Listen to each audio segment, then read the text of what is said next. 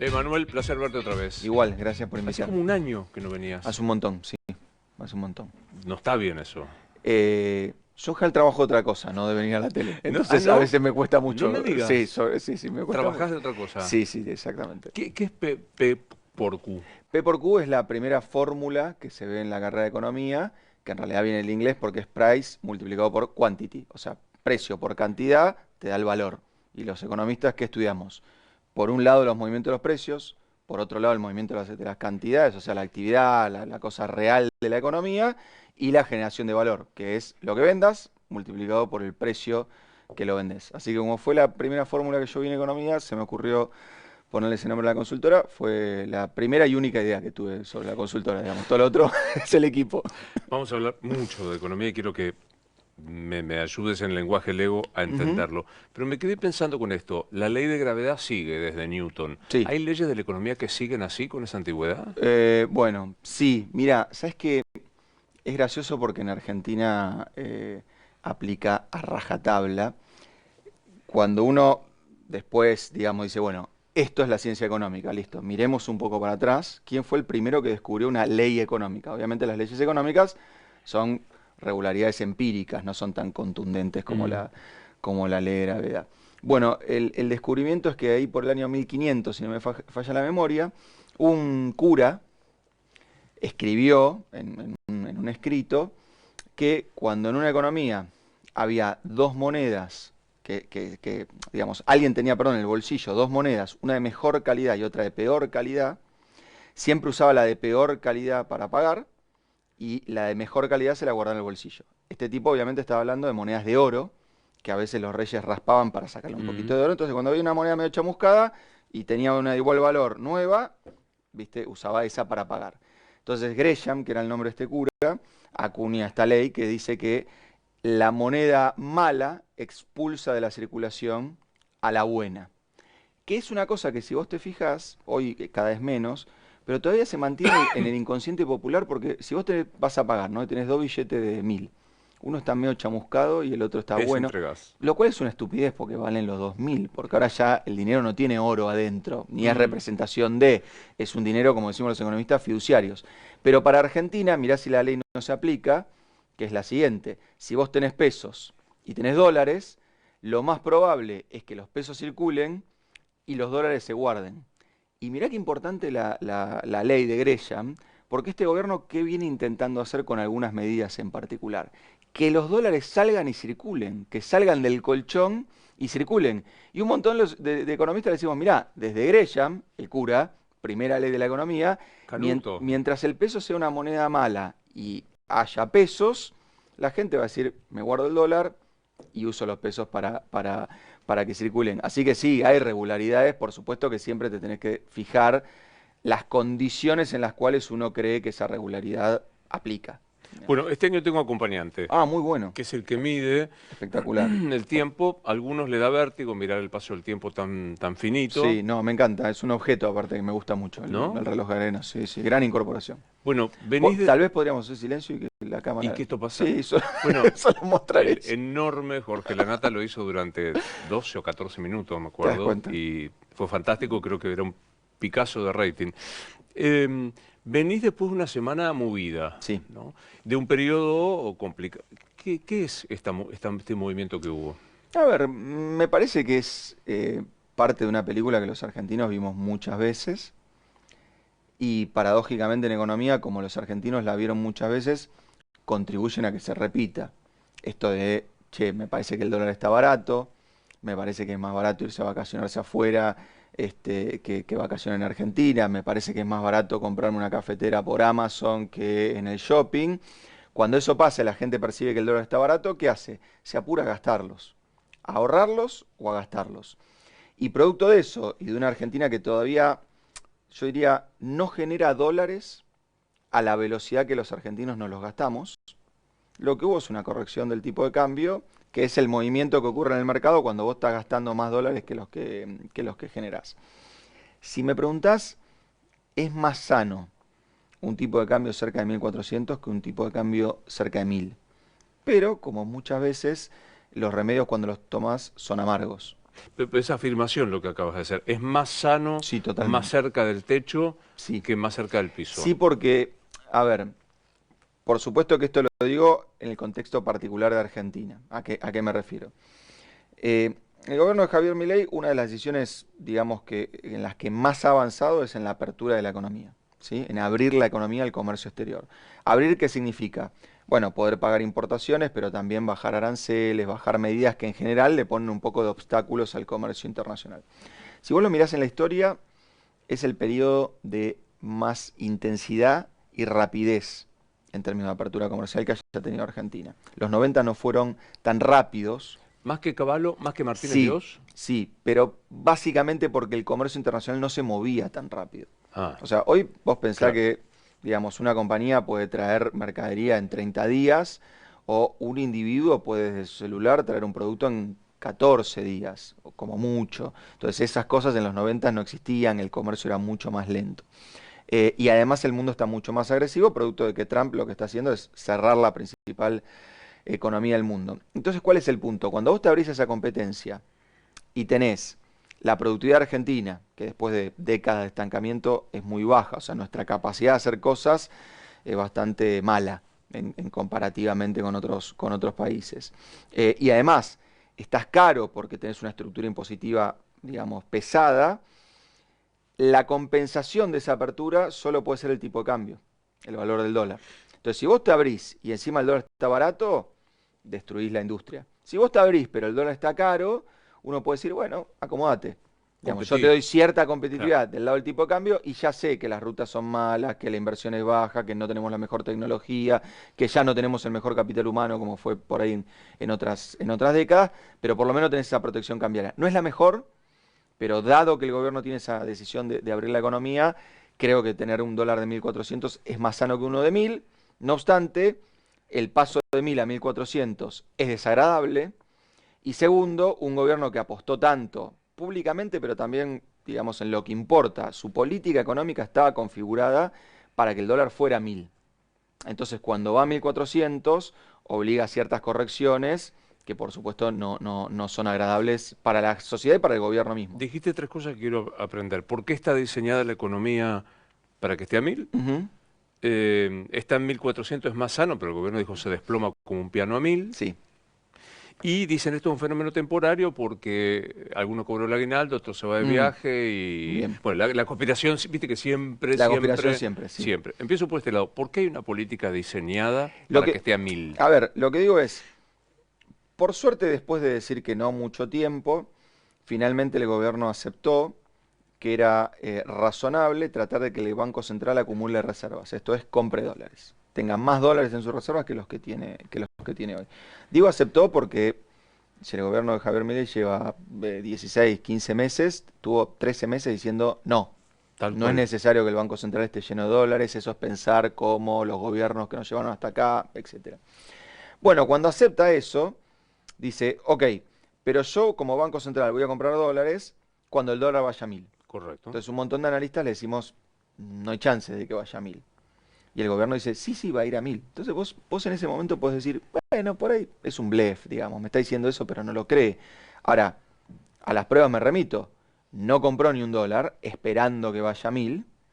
Y cuando finalmente llegó el momento en el que el Fondo Monetario te dice, che, mirá que yo te voy a medir la cantidad de dólares que compraste, y se va acercando esa fecha y el gobierno no había comprado un dólar, sale apurado a tratar de compensar ese error de diagnóstico de que el dólar iba a Ir ir a a 1000. 1.000.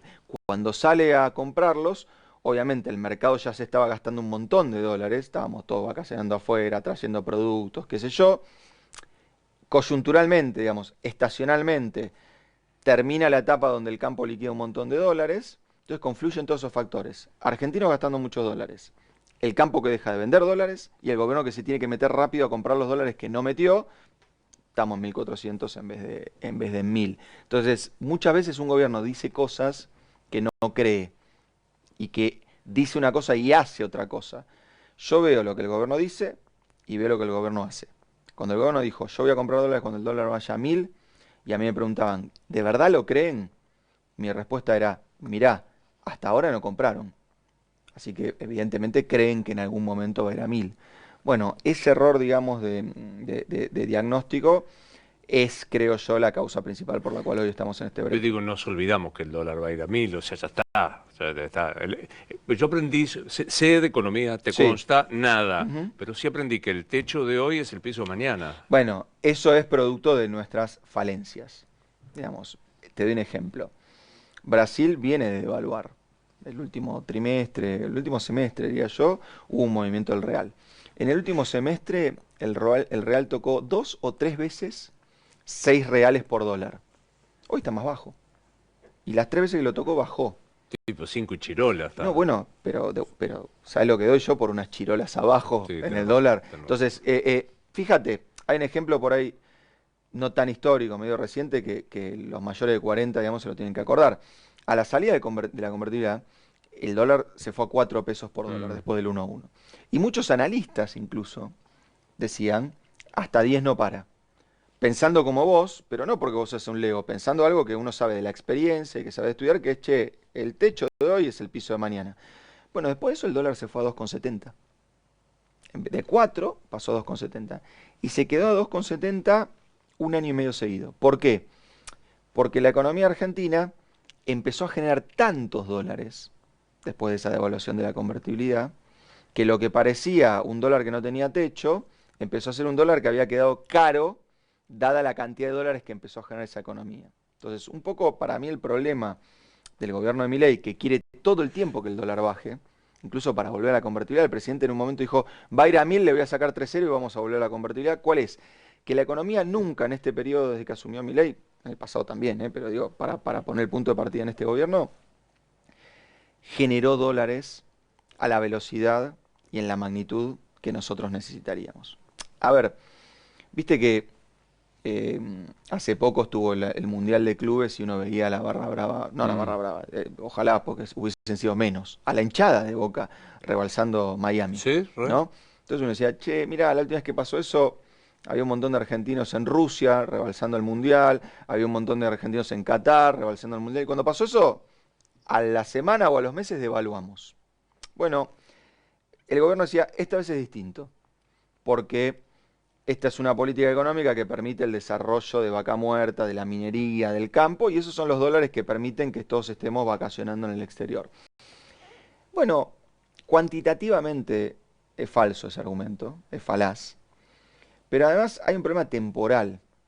O sea, si vos me decís, che, en 2032, suponete que estamos en 2032, y yo veo la hinchada de Boca en Miami, vos me decís, adivina, ¿es un problema económico o no es un problema económico? Yo me animo a decirte, no es un problema económico. Porque probablemente en 2032 Vaca Muerta exporte más del doble de lo que está exportando ahora. Ahora, mañana, el año que viene, dentro de No. 2 años, no, porque hay una velocidad que ya no es financiera, digamos. Hay una velocidad del orden de lo real. Vos no podés hacer 140 pozos por minuto en Vaca Muerta. Pero retomo alguna. Primero, el dato de las reservas. Me sorprendió los otros días, lo vi al presidente del Banco Central. Ujú. Digresión de análisis político, no de Sí, economía. Yo me acuerdo que dijeron que era el fin de la autonomía del Banco Central cuando Macri se sienta con el presidente del Banco sí, Central. ¿Te acordás que fue un escándalo? sí, claro, Bueno, esa, ahora vi lo mismo. la conferencia de prensa del Día de los ¿Te Inocentes. acordás? Sí, perfectamente. Bueno, ahora vi a Bausili con Caputo, Sí, que muy autónomo no me pareció el banco. ¿Está mal lo que digo? no está mal y el Banco Central no es nada autónomo. Ah, Eso puede estar bien o mal, depende para qué después se use veamos. esa no Bien. autonomía, digamos. Dicho esto, a Bausili, al presidente del Central, le preguntan ¿cuántas reservas hay o algo por el estilo? Y él contesta, no me hagan preguntas difíciles, sigue hablando de tu tema. Bien, Me sorprendió. O sea, sí. ¿cuántas reservas hay? Bueno, no me hagas preguntas difíciles. No, pero yendo al punto. Un pasito antes y ahora te contesto el número. Un pasito antes. Vos sabés que los que estudiamos economía, pero particularmente política monetaria, hay toda una literatura respecto a la importancia de la comunicación del Banco Central. ¿Por qué? Porque en general el mercado financiero se mueve por expectativas. ¿Viste esto de que la gente compra algo en el mercado financiero, una acción, Mm, no por lo que pasó, claro. sino por lo que piensa que va a pasar? Porque vos, por ejemplo, decís, no, compré una acción de YPF. ¿Por qué? No, porque el balance el año pasado dio buenísimo. Eso es un salame. El problema es cómo dar el balance del año que viene, ¿no? O de este, cuando se publique. Entonces hay que ser muy, muy cuidadoso en lo que es la comunicación del Banco Central. De hecho, en lo peor de la crisis internacional, yo siempre cuento esto en clase, el presidente de la Reserva Federal de los Estados Unidos, en el medio que se caía el mercado, ¿te acordás la crisis de la subprime, que uno Sí. no sabía hasta dónde llegaba? Fue a un programa de televisión que se llama 30 minutos y le hicieron una entrevista que duró 22, porque 30 minutos queda muy expuesto el tipo hablando tanto, porque obviamente cuanto más hablas, más probabilidad de que te equivoques. Entonces, lo de que el presidente del Banco Central se siente en un streaming con el ministro de Economía, con el presidente, para mí está desaconsejado, sea que vos pusiste la inflación en cero y el dólar en 900, ¿eh? O sea, para mí está en general desaconsejado. ¿Cuántas reservas tiene el Banco Central? Bueno, la respuesta técnica es menos, vamos a hacer números redondos, 6.000 millones de dólares. Aclaro esto porque recuerdo una candidata a presidenta que pensó que, no sé, había como una especie de agujero negro en la bóveda del Banco Central absorbiendo dólares. En realidad, el concepto con el cual los economistas comparamos bancos centrales de todo el mundo, usamos una técnica para compararlos que es, imagínate que vos eh, cobrás acá 1 millón de pesos y sabés que a fin de mes te vence la tarjeta y te gastaste 2 millones de pesos.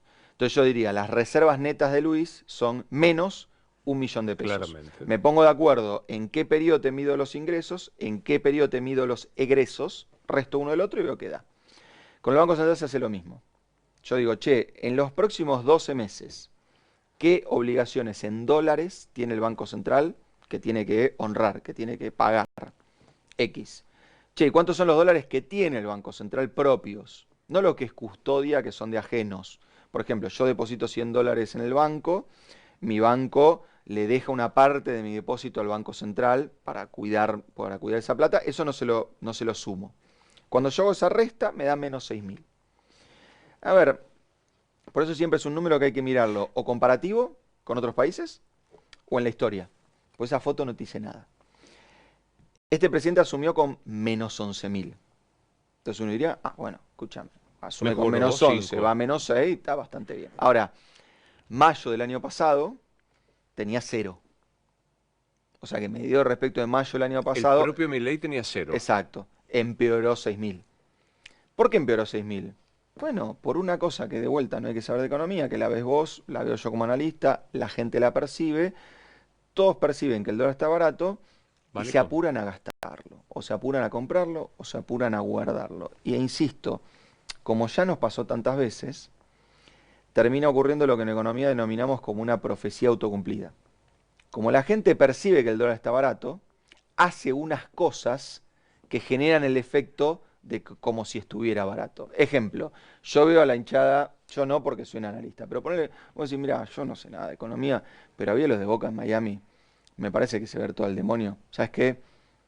Por las dudas voy a comprar mis 500 dólares este mes. Bueno, acaba de sumir la demanda de dólares. ¿Por qué? Por la expectativa que tenés vos de que a la inversa de lo que dice el gobierno, no es que esta vez sea distinto, que esta vez sea igual que siempre. Que cada vez que estamos paseando todo por el mundo, gastando un montón de dólares en importaciones, el dólar corrige para arriba. Dicho y hecho. Em, Después de Qatar se devaluó, por poner estos ejemplos que Sí, me parecieron súper gráficos, después de Qatar se devaluó, después de Rusia se devaluó, sí. después la hinchada en Miami el COS, ¿ya se devaluó? Y bueno, desde que arrancó el año, moviste el tipo de cambio se movió O 35%, sea, o sea que hay una corrección. reformulo la pregunta, ¿hay alguna posibilidad de que provoque otra devaluación? Bueno, hoy tenemos un esquema, digamos, que es un esquema que hacía un montón que no se usaba en el mundo, básicamente porque Argentina tiene un problema viejo, que es Claro, una inflación de casi 3 dígitos anual el año pasado, entonces vos tenés que ir a buscar herramientas para solucionar problemas que los países contemporáneamente casi no tienen. Entonces, nosotros tenemos un esquema de flotación entre bandas. Mm. ¿Qué significa eso? Que el Banco Central anuncia un techo al dólar, y el techo no es que hay una ley que dice, che, más de 1.400 no puede, sino que en 1.400, hoy es 1.455, el Banco Central tiene un montón de dólares para vender, para defender ese valor. O sea, si hay un montón de gente que quiere comprar, el Banco Central tiene hoy 14.000 millones de dólares para vender. Entonces, nuevamente, el número es importante, pero es importante verlo en el tiempo. La pregunta de todos, con los 14, ¿llega a las elecciones? Mira, si yo te respondiera esto cuantitativamente, te diría, sí, llega. Ahora, insisto, como en economía también hay expectativas. Claro. Muchas veces las expectativas te cambian la cuantía de las variables. ¿En qué sentido? Yo te lo diría de esta manera. Imagínate que estamos vos y yo, no acá, sino en una trinchera. Tenemos un rifle cada uno. Vos tenés 10 tiros, yo tengo 10 tiros. ¿Somos enemigos? No, en la misma trinchera. Ok. Veo que de guerra tampoco sabes mucho porque No, en la misma trinchera uno Ok, está, listo, uno está listo. Dale, dale. Tenemos 10 tiros vos, 10 tiros yo. Correcto. ¿Sí? Y divisamos que a 5 kilómetros vienen 20 enemigos. ¿Cuál es nuestra primera tarea? Tenemos 10 balas cada uno, 20 enemigos, estamos bien. Deberíamos esperar a que estén lo suficientemente cerca, cosa de usar bien las balas. Pegarle. Exacto. Entonces, con el techo de los 14.000 millones de dólares pasa más o menos lo mismo. Vos me decís, ¿hasta las elecciones alcanza? Sí, salvo que tengas que empezar a vender mañana. Que el techo lo pruebes mañana. Tirarle porque quiere decir que, más cerca, más lejos. Exacto, que venían todavía muy lejos y vos tiraste un tiro y yo te digo, Che, Luis, no tire, pues. tenés poca puntería a esta distancia, etcétera. Entonces, el mercado estaba tranquilo diciendo, mira, tienen 12.000 millones de dólares, el fondo les va a poner 2.000 más, pasó el viernes, tienen 14. Sí, un mes antes de la elección el argentino se suele poner nervioso, compra dólar, entonces por ahí llega a 1.400 y piquito, lo prueban, vende, vos haces la cuenta y decís, che, faltan 20 días para la elección, tiene 14.000, listo, solucionado. ¿Qué pasó? Nos pasó ahora. Y la elección es en octubre, entonces falta mucho. Entonces creo yo que el error no forzado del gobierno de tratar de llevar el dólar a 1.000, el error no forzado del gobierno de desarmar las LEFI, que es una cuestión técnica, pero que en castellano es emitir un montón de pesos.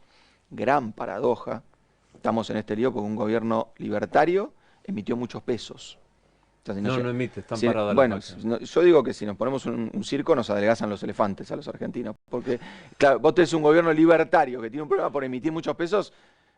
Uno de afuera te dice, pero el presidente dijo la rural, dijo el otro. Bueno, no estamos emitiendo. Bueno.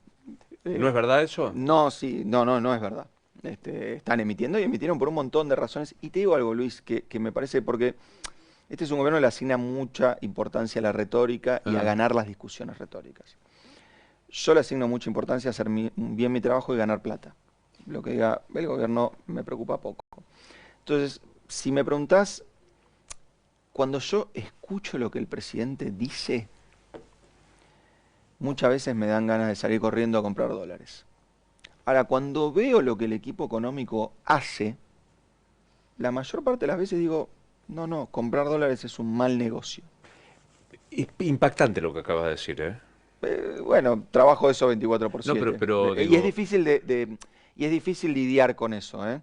Porque te doy un ejemplo. El presidente decía, si gano voy a dolarizar. Sí. Y el peso es excremento, así que si tiene un plazo fijo, no lo renueve. Sí.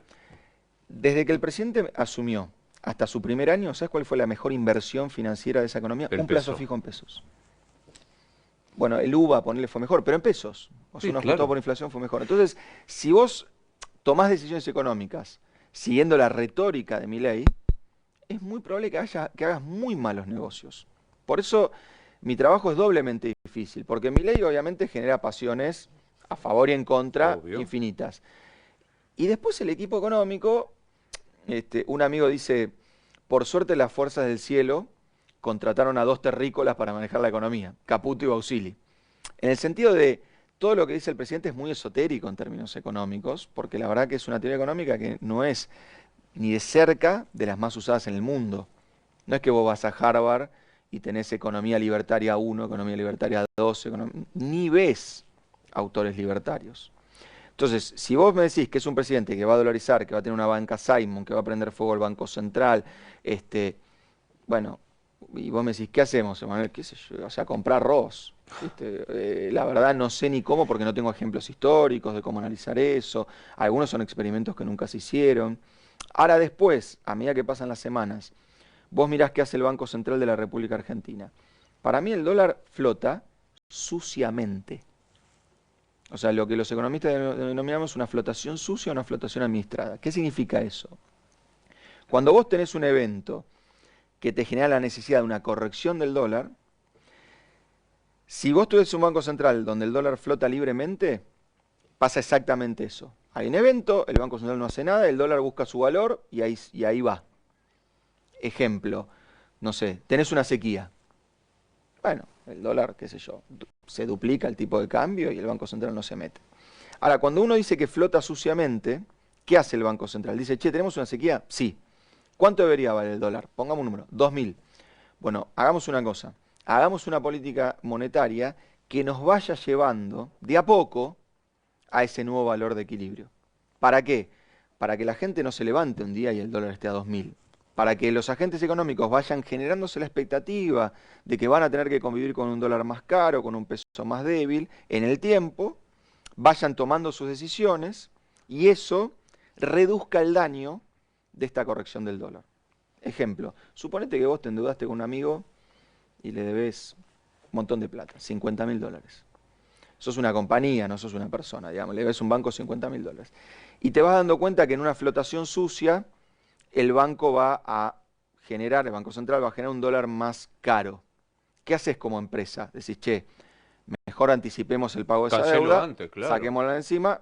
Ahora, si mañana te levantás y el dólar vale 2.000, por No ahí tengo fundiste la economía. Sí, claro. Entonces, lo que sabemos los especialistas en política monetaria es que las flotaciones sucias, administradas, intervenidas, son mecanismos mucho más eficientes para que esos shocks que de repente, de la noche para la mañana, te cambian toda la economía, vos los puedas administrar y el mercado se vaya acomodando, los agentes económicos se Pero vayan es acomodando. consciente de que se va para arriba. El punto es que todos los que estudiamos política monetaria decimos, che, está bien administrarlo, pero siempre respetando la dirección en la cual tiene que ajustar. Te doy el ejemplo inverso. Sí. Si vos tenés una sequía y el dólar debe valer 1.000 y el Banco Central se pone a hacer política monetaria para que valga 500 mangos, armás un desastre. Entiendo perfecto. La ley de gravedad, ¿entendés? Decís, che, esto se va a caer. Aguantalo un poquito, llevalo un poquito para abajo para que no se rompa. Vos lo que me está diciendo es que el discurso del dólar que se cae como un piano es pura política de Milei y vayamos acompañando Que la verdad que tiene que ser un poquito más caro porque si no los argentinos no sin gastamos... reconocerlo Exacto. de pico, pero lo voy diciendo. Exactamente. Me quedé con la... Haceme acordar porque después me olvido las cosas. Bueno. El traslado a precio del dólar, ¿no? Porque estoy leyendo un montón de cosas. Obvio que sí. Creo que fue Duhovne, pido disculpas si no fue él, ahí sentado me dijo, la flotación es libre, porque las empresas que efectivamente no pueden comprar como las personas físicas, bueno, van al contado con liqui, que es leal, que está al mismo precio que el dólar libre. Mira, te lo voy a tratar de hacer bien sencillo. Digamos que un banco central, para simplificar, tiene más, pero para simplificar, tiene 3 herramientas para tratar de influir en el valor del dólar.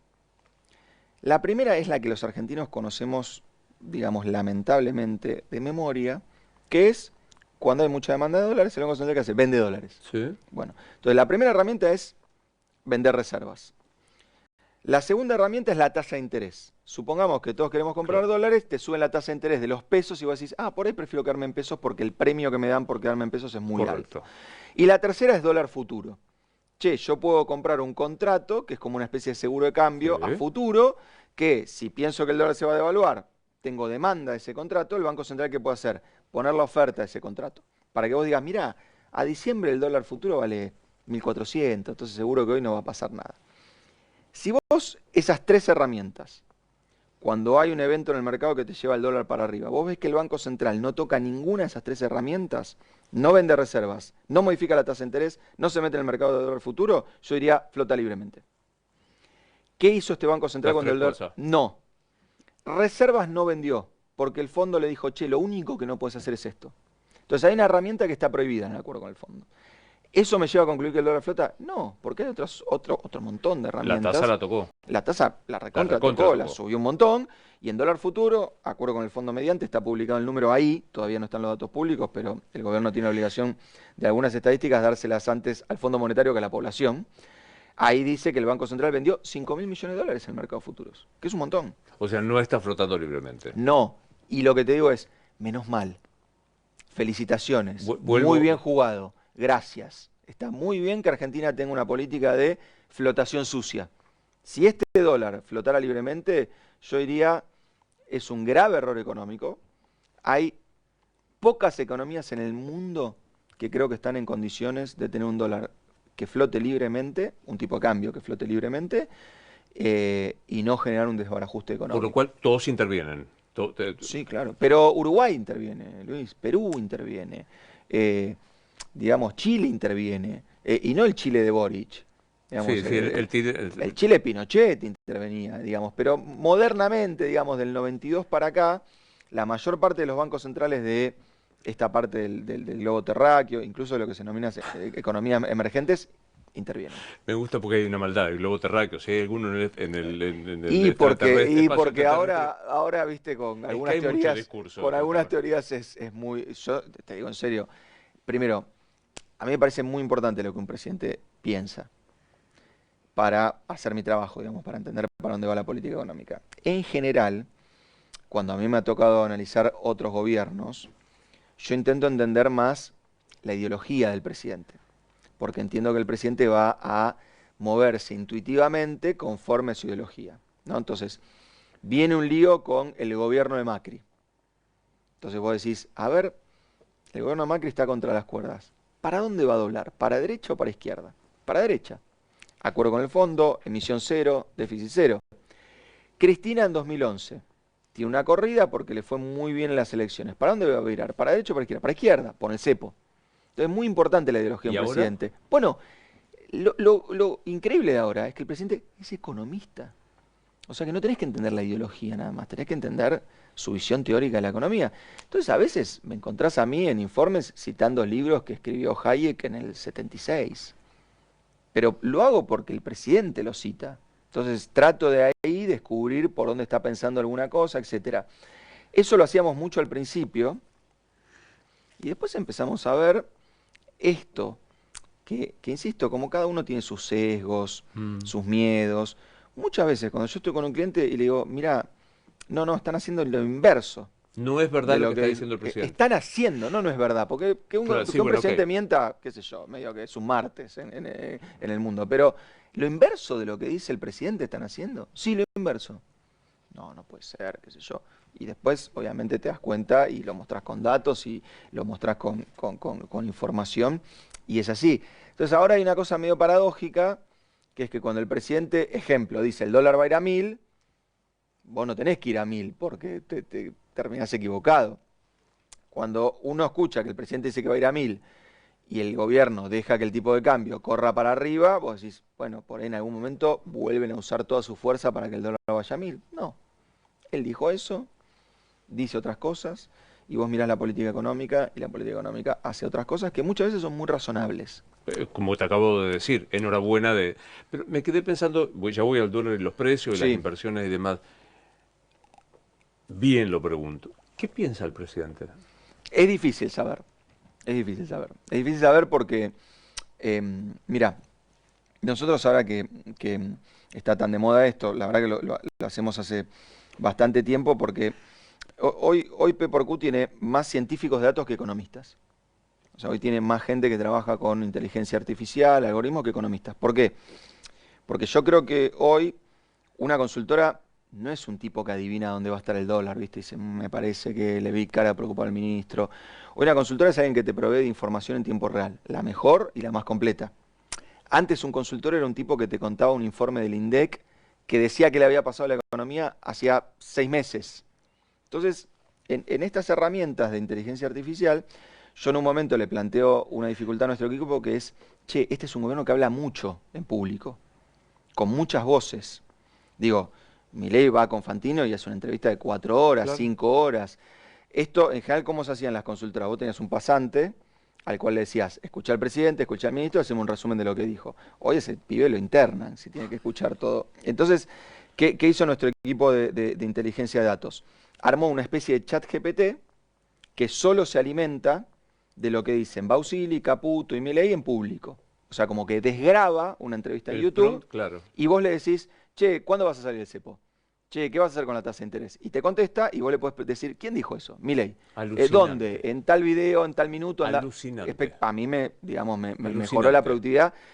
Los chicos también obviamente dicen, che, ¿y el perro dónde está? Bueno, le hacen chiste, pero después, una vez que uno se calma, es una herramienta súper eficiente. Entonces, hoy podemos hacer el ejercicio. De hecho, yo lo tengo en el chat, digamos, en el programa de chat, hay un chat con un bot que es el chat de Milei, el bot de Milei. Claro. ¿Cuándo vas a salir del cepo? Ahí te va a tirar un párrafo, porque te va a decir, cuando la inflación sea cero, sí, cuando la inflación converja en la internacional, cuando los pasivos del Banco Central no existan más. O sea, Milei a lo largo del tiempo fue diciendo cada vez cosas distintas respecto de cuándo iba a salir el cepo. La última locución del presidente y de todo su equipo económico era, vamos a salir del cepo cuando la inflación sea cero. Salieron del cepo cuando la inflación había dado 3,7 mensual. Entonces imagínate si yo a un cliente le tengo que decir, falta un montón para que salgan del cepo. ¿Por qué? No, porque me da 3,7 la inflación de este mes, olvídate, va a ser cuando cero. Entonces hay una parte que me pone contento y una parte que me preocupa. La parte que me pone contento, la política económica real, la de facto, hace cosas muchas veces razonables, muchas veces no, digamos, pero eso, políticas económicas malas, hay un montón. La parte mala es que el propio presidente rompe la credibilidad de su palabra. Entonces, cuando quiere generar expectativas en el sentido bueno, ya hoy, después de un año y medio de recorrido, vos, con evidencia, podés decir, mirá, no lo voy a tomar en cuenta. Mirá, no le voy a creer. Porque es un presidente que iba a dolarizar, no dolarizó. Es un presidente que el ajuste lo iba a pagar la casta, está el ajuste, el último que lo pagó fue la casta. Es un presidente que iba a salir del cepo cuando la inflación fuera cero, salió cuando daba 3,7. Y es un presidente que me dijo que el dólar iba a ir a 1000 y está casi en 1400. Imagínate que si un consultor comete estos 4 errores, sabés los adjetivos que tiene el presidente reservado para los consultores que damos pronósticos fallidos, digamos. Estoy pensando más no sé cómo se llama, sociológicamente, que no importa que diga eso el presidente porque instaló una dialéctica en donde la verdad no importa. Bueno, la verdad que yo cuando lo hablo con gente más de la sociología, de la opinión pública, lo que me dicen es, lo que vos no te das cuenta es que ese es el alimento que su base electoral necesita, como las plantas el agua. Entonces es muy eficiente para mantener a su base electoral. Hay un ejemplo de los 4 que dijiste, no dolarizó, tercera generación o cuarta generación, que no sé bien, pero viste que se dice esto. Sí. No sé, o sea... Bueno, pero en campaña no era mis reformas de decimoquinta de generación. No, y la recorte a la casta, no, bueno, nos estamos esforzando todo, pero pregna esa cosa, sí, bueno, no sé cuánto, sí, pero ¿no? de vuelta, una cosa es que un libertario en Twitter con eso puede ganar discusiones y llevar agua para el molino del presidente. Y otra cosa es un inversor que tiene que decir si hunde 100 millones de dólares para hacer litio en Argentina. Y el tipo ese te dice, che, en 7 años, cuando yo empiece a poder ganar plata con el litio, ¿la moneda va a ser el peso, el dólar o una lanza? Digamos, o sea, pero a propósito de esto, ¿cuántas inversiones llegaron con el RIGI? 3/4 partes de las anunciadas son la propia YPF. Y para peor, la cuenta global de inversión extranjera directa da negativo. Es paradójico, vos decís, ¿cómo negativo? Claro, ¿por qué? Porque es mayor la plata que está saliendo de la Argentina para que empresarios nacionales compren compañías multinacionales que se quieren ir, que la plata que está viniendo de compañías internacionales que deciden invertir en Argentina. Digo, se va Carrefour, se va Procter & Gamble, se fue HSBC, o sea, viste que hubo un montón de operaciones grandes donde lo que pasa, y es muy marcado y es una regularidad, te diría, que es que la multinacional se va y el que adquiere los activos es un local que ya está hundido el capital de él acá en Argentina hasta la nariz y dice, bueno, dame un activo más total. Y te digo, ¿sabes por qué pasa eso, Luis? Pues yo eso lo veo porque muchos son clientes que me toca explicarle al accionista internacional el problema número 114 de la economía argentina. Y muchas de esas compañías a mí que me decían, che, venía un presidente libertario y sigue habiendo cepo. Venía un presidente libertario y sigo sin poder pagar mis dividendos de contado como en cualquier país normal.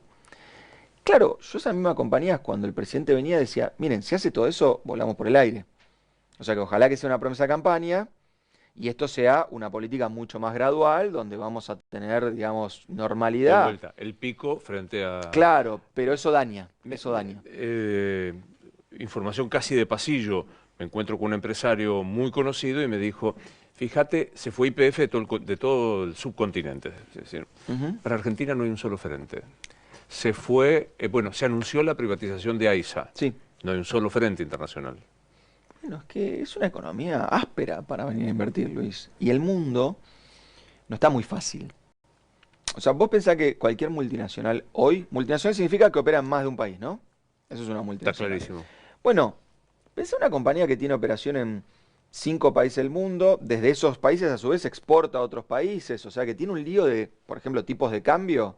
En una multinacional tenés que manejar 5, 6, 7 tipos de cambio. Porque decir, bueno, el de Brasil, ¿cómo está el real? ¿Que le exporta el de Argentina? ¿Cómo está el peso? ¿Que le exporta el de Uruguay? ¿Cómo está el peso uruguayo? ¿Que le exporta el de Chile? Bueno, tenés que manejar un montón de variables. A eso, agregale que hoy Trump te está modificando los aranceles relativos en todas las partes del mundo. Claro. Bueno, a eso agregale que tenés sede en Argentina. Entonces, cuando a las compañías le va difícil, le va mal, y hoy es un momento internacional donde a las compañías le va mal, porque tenés un presidente que está haciendo una locura inaudita, que es Trump, en materia de aranceles, lo que en general hacen es concentrar esfuerzos. Entonces, ¿qué tratan de hacer? Sacarse de encima lo más problemático, lo menos rentable, lo más riesgoso. Bienvenidos. Y ahí estamos nosotros. Entonces, ojo con eso, porque este modelo necesita de inversión extranjera por construcción, por cómo está armado, por quiénes son los ganadores y los perdedores en boca del propio presidente. ¿Quiénes son los ganadores para el presidente? La minería tradicional, el litio, el petróleo, el gas y el campo. Esos sectores no los vamos a desarrollar ahorrando 100 mangos a fin de mes. En esos sectores necesitamos que venga capital, ¿sí? Como vino capital en los 90 y surgió la soja, surgió las generadoras térmicas de energía. Hoy necesitamos esos capitales para otros sectores. En la medida que el presidente no genere esa confianza, el modelo está rengo. Y creo que parte de lo que nos pasa es el resultado de Déjame eso. llevarlo a la micro, no sé, o a la del día a día. ¿Es correcto que el aumento del dólar no se traslada a precios? Como afirmación respecto a lo que está pasando ahora, Sí.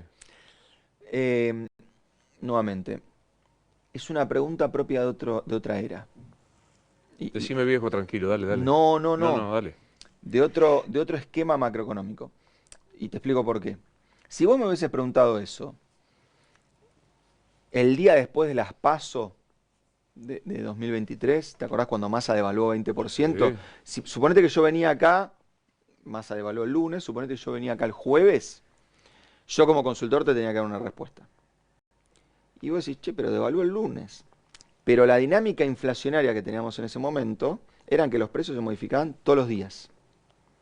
Los precios se modificaban todos los días porque la inflación ese año terminó casi en 200%. La proyección de inflación para este año, antes de que el dólar tocara 1400, era de 25%. Nosotros la teníamos en 25%. Cuando la inflación es 25%, los precios no se modifican todos los días. Es un régimen de inflación distinto. Entiendo. ¿Sí? Por ejemplo, hoy las paritarias se firman trimestral y semestralmente. Cuando más había puesto la inflación en 2 dígitos mensuales, teníamos hasta paritarias quincenales en algunos gremios. Pero el más pedorro, mensual. Entonces lo que digo es que ahora la pregunta es de otra era, porque vos esa pregunta tendría que haber sido de la siguiente manera, perdóname que te corrija, pero es técnico, es, che, ¿cómo ves la inflación los próximos 3 meses? Dado que se devaluó. ¿Cómo ves la inflación los próximos 3 Al meses? alza, porque devaluamos. O sea, no creo que el traslado a precios se murió. Creo que es el traslado a precios propio De un 25. de un 25 anual, no de un Entiendo. 200. ¿Viste? Te entendí. Bien. Te lo digo de vuelta con estas herramientas de inteligencia artificial. 3 veces durante el gobierno de Alberto Fernández, yo le dije a nuestro equipo de datos, chicos, pasamos a modalidad diaria. ¿Qué es modalidad diaria? Que es que yo tengo que tener información diaria, la que haya. No puedo tener un reporte de mi equipo quincenal o mensual. Las 3 veces fueron pandemia, guerra de Ucrania, sequía. La información diaria más importante que yo recibía en pandemia era qué pasaba con la actividad económica, porque estaba todo cerrado. Pero tanto en la guerra como en la sequía, ¿sabes qué era? ¿Cuánto se movieron los precios? En el día. Porque había riesgo de una espiralización, de una hiper, por ponerlo. No era una hiper, pero de una Una espiralización. inflación. ¿Entendés? Entonces, mi pregunta era, che, ¿cómo dieron los precios hoy? Si yo y a mi equipo le digo cómo dieron los precios hoy, son, digamos, técnicos de muy buen nivel, me dicen, che, si querés lo medimos, pero no vale la pena. Porque hoy sabemos nosotros más o menos tenemos entre 7 y 8 millones de precios por mes, de Argentina y de toda la región. En Argentina, promedio, 2/3 partes de los precios en un mes no se mueven. Se mueven o a los 2 meses o a los 3 meses. Esa es la periodicidad con la cual hoy se remarca en Argentina. Y las paritarias de vuelta, la periodicidad está empezando a ser trimestral o semestral. Entonces, ¿qué veo? Y ahí la segunda diferencia con el régimen de inflación. El régimen es un concepto. Régimen de inflación alta, el quilombo de 2023. Yo, si estuviera en otra parte del mundo, tenemos que estar 2 horas charlando eso, vos entendés que régimen. Bueno, régimen de inflación moderada, el de hoy. Vamos al ejemplo del pan, que es el más sencillo. El pan se hace con trigo, que se transforma en harina, que se transforma en pan. Listo. El peso en un kilo de pan del trigo, en sus costos, es más o menos 8%. Claro, porque vos lo que no te das cuenta es que del campo hay que cosechar el trigo, Obvio. meterlo Silo. en una molienda, Sí. lo tenés que moler, lo tenés que hacer harina, que lo metés en una bolsa mayorista, que la transportás hasta un lugar donde por ahí la fraccionan y hacen bolsa minorista, que la empaquetan, le ponen un logo, la mandan a un supermercado y el supermercado llega al consumidor o un cachito antes, en vez de salir para el supermercado, una bolsa mayorista sale para la panadería. En la panadería le ponen agua, le ponen no sé qué, la luz, el gas, el sueldo del panadero. Entonces, en realidad, el pan está más hecho de servicios Que del 8%. que de bienes, que es el trigo. Entonces, cuando hay un régimen de alta inflación, devalúas 10%, el trigo sube 10%, claramente, porque el trigo se exporta. Mm. Ahora, lo que te pasa es que el panadero dice, olvídate, subí 10% el pan. ¿Por qué hace eso? Porque como él sabe que todos están mirando al dólar para poner sus precios, sabe que si él no mueve así el precio del pan, lo cagan. Porque va a venir el proveedor y le va a decir, che, 10% más las bolsitas. ¿Por qué? No, viste, por la devaluación. El de alquiler le va a decir, mira, 10% más por... Entonces eso es un régimen de alta inflación. En un régimen de inflación moderada o incluso baja, ¿qué pasa? Devalúas 10% y el pan puede llegar a subir 10% multiplicado por 8%, que es la incidencia del trigo en el pan. Todo el resto de los costos no se van a mover. Te doy un ejemplo. Si vos tuvieras perro y tenés paseador de perro, y el paseador de perro viene hoy y te dice, mira Luis, te voy a subir 15% el paseo del perro. Vos le decís, ¿por qué? Porque se movió el dólar. Lo mandás a cagar. Si venía en el 2023 y te decía, te voy a subir 20%. Tenés razón. Y sí, que ya sé, ya sabía. Me extrañaba que no me lo hubiese dicho el domingo, cuando Massa anunció la devaluación. Entonces el régimen de inflación importa para Entiendo. en qué periodo vos en alta medís. inflación es directamente Así, y todos los precios. En cambio, en inflación moderada se van a mover los precios donde el dólar tiene incidencia directa. La carne, el trigo, el maíz. Ahora, no se va a mover el peluquero. Entiendo perfecto. Entonces creo yo que vamos a unas décimas más de inflación los próximos 3 meses. Si el dólar estabiliza en la zona de 1400, digamos, tendremos una pancita en la inflación que subirá un poquito y después volveremos a la zona de abajo del 2. Sos bueno. ¿En De qué verdad. sentido? No. Técnicamente no entendías como sos No, bueno, no, como no, sos buena amable gente, con el de gobierno. buena- digamos, ¿no? también. Ok, gracias. Dicen muchos de tus colegas que Milei logró culturalmente hacernos entender a los legos en economía Sí. que no se puede gastar más de lo que se tiene, Mm. cosa que después podríamos discutir, Sí, claro. toda esta cuestión, pero que la emisión es inflacionaria en todo lugar y no me Ujú. acuerdo cómo es la definición de toda esta cuestión. Mi pregunta es, y vos lo dijiste en un momento, la motosierra no fue a la casta, sino fue discapacidad, jubilados esencialmente. Yo creo que Milei todavía no logró hacer eso. O sea, yo creo que Milei va a lograr tener esa especie de hegemonía cultural si el programa sale bien. Y eso me parece que para eso sí es importante mirar la experiencia de los 90. O sea, en la experiencia de los 90, todo lo público es malo, ¿no? ¿Te acordás que era? Neustadt mirando el teléfono, ¿dónde está la soberanía? Exacto. ¿Por qué eso terminó siendo cultura general? Primero, porque vos pudiste tener teléfono, no tenías corte rotativo de luz, y andaba el gas. Y segundo, porque el gobierno de Menem logró hacer una conexión entre que privatizar los servicios públicos era un poco la causa de tener inflación baja. Toda la gente decía, mira, ahora hay que pagar el teléfono caro, pero hay, y además, porque pagamos el teléfono tenemos baja inflación. Era como que, Sí, sí, sí. bueno, se va el demonio de la convertibilidad. Cristina estatiza Aerolíneas Argentinas y aplaude todo el mundo. Estatiza YPF y aplaude todo el mundo. ¿Por qué? Porque el cambio cultural de Cristina, ¿cuál fue? Che, eso que nos parecía que estaba bien en la convertibilidad, en realidad el 2001 fue la resultante de todo eso.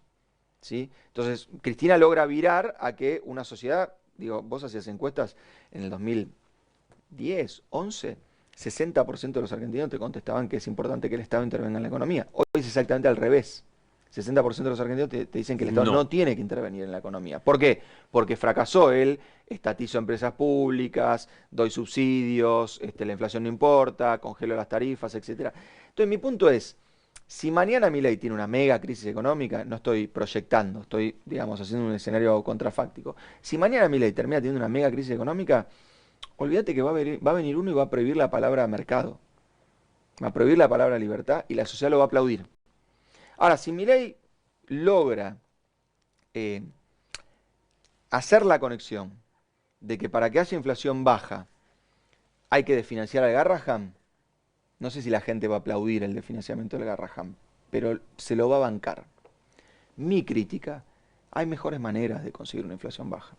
Hay una mejor manera de repartir un ajuste que tenemos que hacer, no porque el déficit fiscal sea en todo momento y lugar un fenómeno monetario, perdón, la inflación sea en todo momento y lugar un fenómeno monetario, sino porque Argentina se tiene que apretar el cinturón, porque estamos consumiendo una cantidad de dólares que no producimos, y a la gente afuera, en el resto del mundo, ya no les hace gracia prestárnoslo, como lo hicieron en el pasado. Entonces hay que ajustarse el cinturón. ¿Por qué? Porque estamos consumiendo una cantidad de dólares que no podemos consumir.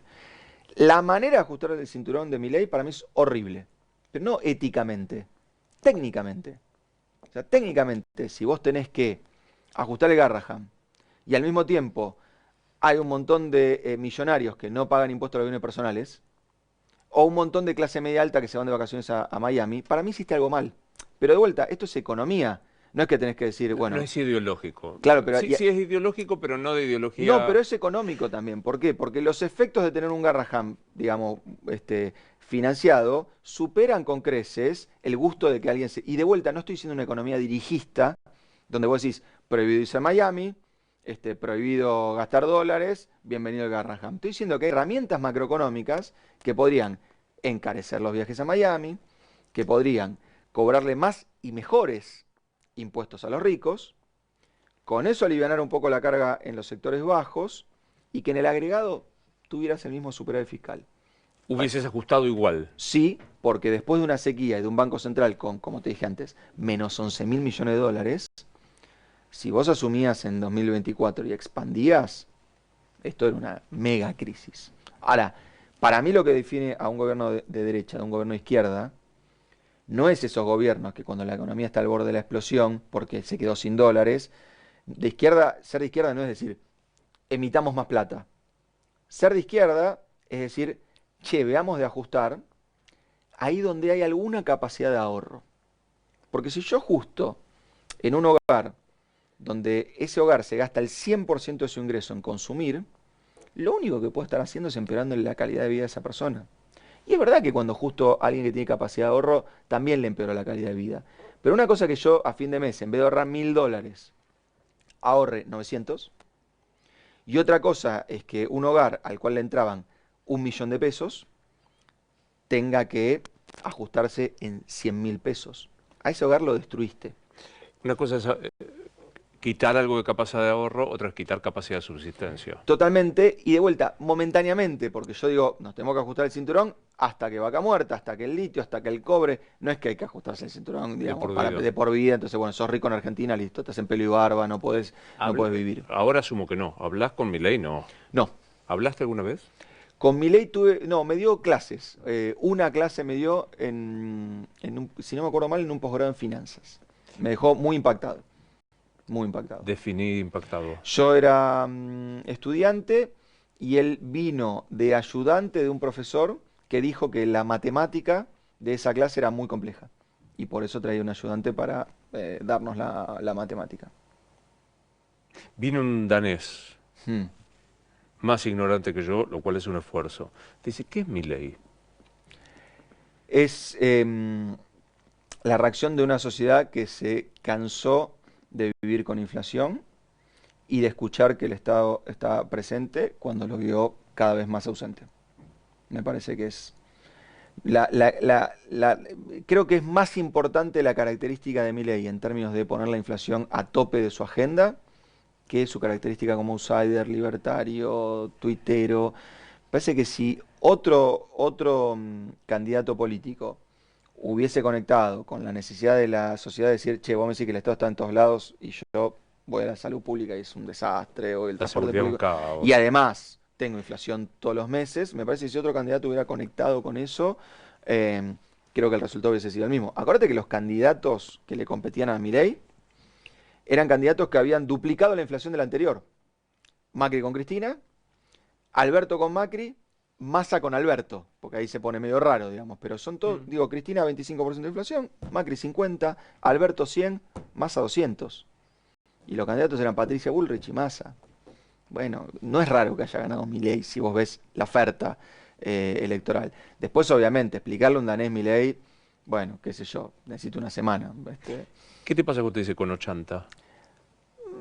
A mí no me afecta personalmente, me parece que pone la discusión en un lugar muy complicado. Mira, hay un economista, lamentablemente no me acuerdo el nombre, que hizo el siguiente estudio, porque es un estudio estadístico. Entonces, como los economistas tenemos buen manejo estadístico, se puede hacer. Hizo el siguiente estudio. En Estados Unidos hay muchos datos de delitos. De hecho, vos podés saber todos los delitos que ocurrieron en el país o en áreas del país por día. Entonces, esta persona hizo el siguiente estudio. Dijo, che, quiero ver si cuando en la primera presidencia Trump decía algo malo sobre una minoría, si estadísticamente aumentaban los delitos contra esa minoría. Ejemplo, vos siempre tenés abusos policiales con personas de color, pero esto se estudia estadísticamente si cuando Trump dice el problema de este país son las personas de color, aumenta, bueno, y le da que sí, le da que el discurso cambiaba la violencia en la sociedad. Digamos, estadísticamente, mira que es difícil ver porque es muy exigente el estudio, porque vos decís, bueno, puede ser una casualidad, que yo, está bastante demostrado que eso es así. Milei dice, no digamos lo suficiente a los periodistas, y a tu colega Roberto Navarro le pusieron una trompada en la espalda que lo dejaron. Para mí no hay duda, pero para mí internado. Entonces, sin estadística. Y de vuelta, yo creo que debe pasar en todos los días en la sociedad argentina, en los colegios donde a un nene le dicen mandril y cuando la señorita lo reta dicen, bueno, pero si el presidente dice mandril, ¿por qué yo no puedo decir mandril? Entonces, para mí nos pone una sociedad peor, francamente. Muy cortito, entra por ahí, Milei, ¿qué le decís? Que, mira, soy economista, él es economista, uno pensaría que voy a hablar de economía, yo le pediría por favor que baje el nivel de violencia que está generando. Todo lo otro se votó una política económica distinta, Milei tiene toda la legitimidad para hacer la política económica que le plazca y las urnas le van a dar el visto bueno o el visto malo. Me parece que lo de la violencia es una parte jodida y que nos pone en un problema que Argentina no tiene. Argentina no tiene problema de racismo, no tiene problema religioso, no tiene problema de separatismo, no tiene problema con sus vecinos. Y me parece que Milei los está generando. Se nos fue. Un gusto. Para mí, de verdad, que se repita Gracias. este año.